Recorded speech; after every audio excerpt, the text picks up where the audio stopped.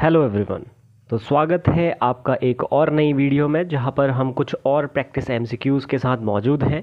और ये एमसीक्यूज़ आपके स्टेट टेट एग्ज़ामिनेशन के लिए, साथ ही साथ आपके सीटेट एग्ज़ामिनेशन के लिए भी इम्पोर्टेंट रहेंगे। वीडियो शुरू करने से पहले मैं आपको एक चीज़ बता दूं कि हर एक क्वेश्चन पर आपको 30 सेकेंड का टाइम दिया जाएगा। उस टाइम ड्यूरेशन पर आप अपना आंसर कमेंट सेक्शन में मार्क कर सकते हैं। तो पहला क्वेश्चन है, What does inclusive education primarily entail? पहला ऑप्शन है फिक्स्ड करिकुलम फॉर ऑल, दूसरा है flexibility in curriculum recognising individual differences, तीसरा है ओनली स्पेशल एजुकेशन और चौथा है सेग्रीगेटेड क्लासरूम्स।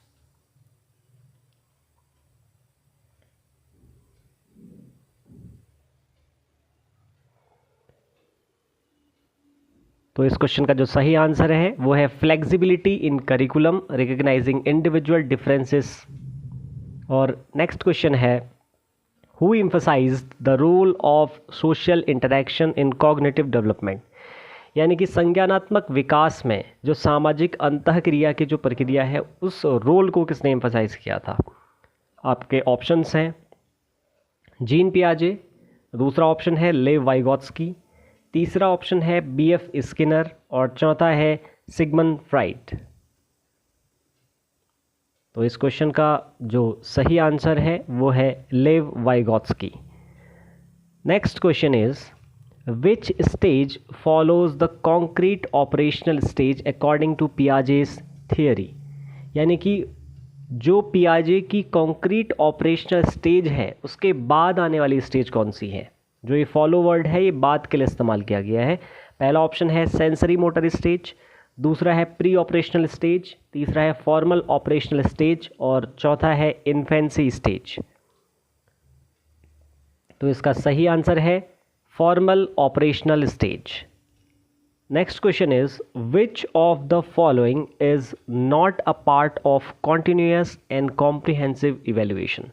यानी कि इन चार ऑप्शंस में से कौन सा एक कॉन्टिन्यूअस एंड कॉम्प्रिहेंसिव इवेल्युएशन का पार्ट नहीं है? पहला ऑप्शन है फॉर्मेटिव असेसमेंट, दूसरा है सम्मेटिव असेसमेंट, तीसरा है ओनली रिटन एग्जाम्स और चौथा है को स्कॉलेस्टिक इवेल्युएशन। तो इस क्वेश्चन का सही आंसर है only written exam. Next question is, according to Skinner's learning theory learning occurs via?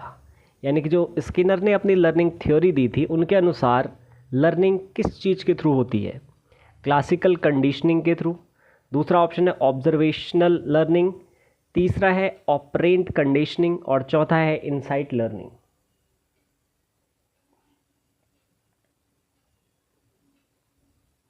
तो इसका सही आंसर है operant conditioning.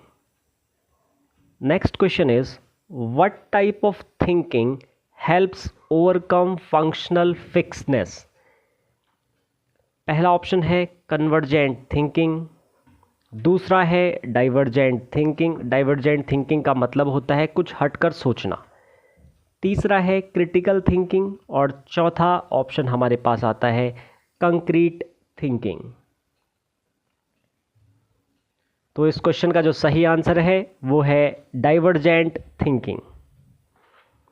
Next question is, what does the term multi dimensional intelligence refer to? यानी कि जो टर्म है multi dimensional intelligence, बहुआयामी बुद्धिमत्ता, वो किस बात को रिफर करती है?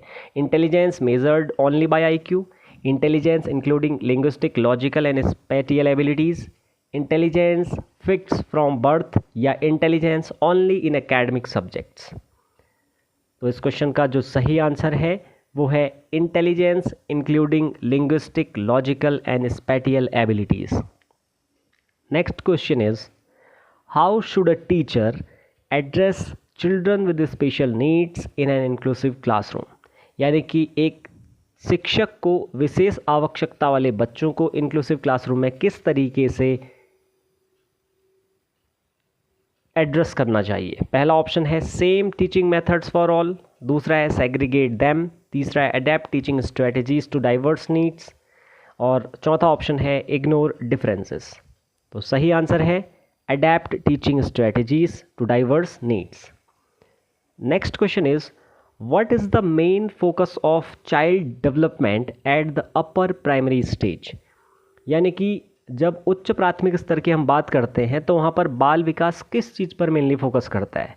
पहला ऑप्शन है फिजिकल ग्रोथ ओनली, दूसरा है understanding cognitive and social growth, तीसरा है चाइल्डहुड प्ले ओनली और चौथा ऑप्शन हमारे पास निकल कर आता है एकेडमिक लर्निंग ओनली। तो इस क्वेश्चन का जो सही आंसर है वो है understanding cognitive and social growth.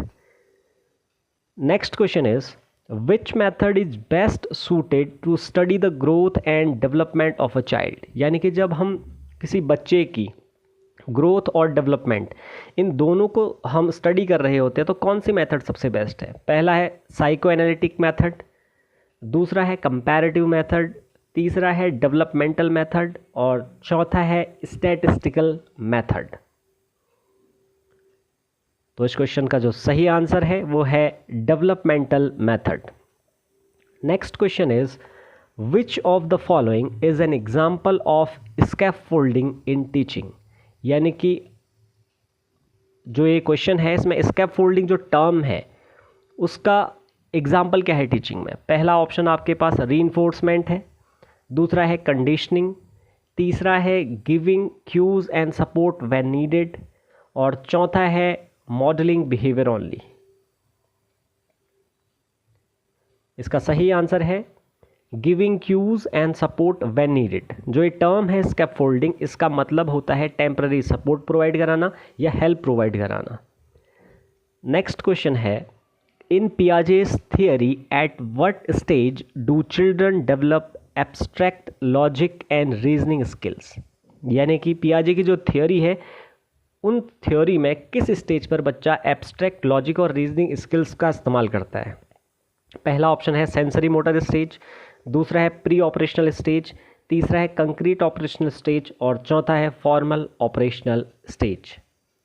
तो इस क्वेश्चन का जो सही आंसर है वो है फॉर्मल ऑपरेशनल स्टेज।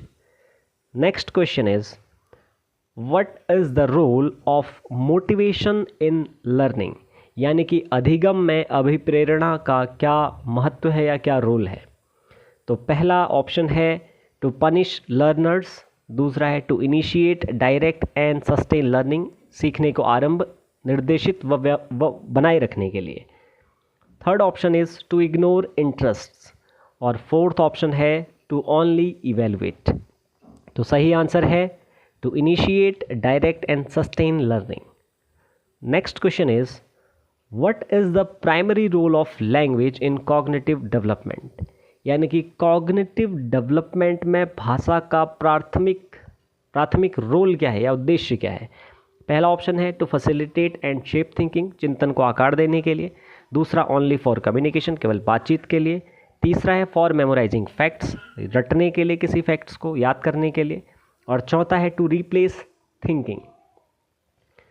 तो इसका जो सही आंसर है वो है to facilitate and shape thinking. Next question is which of the following describes individual differences among learners. पहला ऑप्शन है all children learn the same, second option है differences based on language caste abilities, third option is all same aptitude and fourth option is irrelevant for teaching। तो इस question का जो सही answer है वो है differences based on language caste abilities. Next question is which of the following is not a factor of motivation in education. इस तरीके के क्वेश्चन पर हमें जो ये नॉट वर्ड है इस पर फोकस करना पड़ता है, कभी हम इसको इग्नोर कर देते तो हमारा आंसर गलत हो जाता है। तो पहला ऑप्शन हमारा है प्राइज, जिसे हम हिंदी में पुरस्कार कहते हैं, दूसरा है इंसेंटिव प्रोत्साहन, तीसरा है प्रेज जिसे हम प्रशंसा कहते हैं और चौथा है प्रैक्टिस यानी कि उसे हम अभ्यास कहते हैं। तो इस क्वेश्चन का जो सही आंसर है वो है practice. Next question is what is the role of assessment for learning. यानी कि अधिगम हेतु मूल्यांकन का क्या रोल है। तो पहला ऑप्शन हमारे सामने निकल कर आता है फॉर ग्रेडिंग ओनली, दूसरा है to guide instruction and enhance readiness, तीसरा ऑप्शन है टू पनिश और चौथा ऑप्शन है टू मेंटेन स्टेटस को। तो इस क्वेश्चन का जो सही आंसर है वो है to guide, instruction and enhance readiness. Next question is which emotional development aspect is crucial in upper primary years, यानी कि उच्च प्राथमिक स्तर पर या उच्च प्राथमिक जो ईयर्स आते हैं वहाँ पर कौन सा इमोशनल डेवलपमेंट का आस्पेक्ट यहाँ पर क्रूशियल होता है। पहला है developing self regulation and empathy, दूसरा है ओनली फिजिकल स्ट्रेंथ, तीसरा है अवॉइडिंग सोशल इंटरेक्शन और चौथा है मेमोराइजिंग कंटेंट। तो इसका सही आंसर है developing self regulation and empathy. अगला क्वेश्चन है which theory states that learning is a social activity, यानी कि कौन सी थियरी ऐसी है जो बताती है कि जो लर्निंग है वो एक सामाजिक गतिविधि है। पहला ऑप्शन है बिहेवियरिस्ट थियरी, दूसरा ऑप्शन है सोशल कंस्ट्रक्टिविस्ट थियरी और तीसरा है क्लासिकल कंडीशनिंग और चौथा है साइको एनालिटिक थियरी। तो इस क्वेश्चन का जो सही आंसर है वो है सोशल कंस्ट्रक्टिविस्ट थियरी।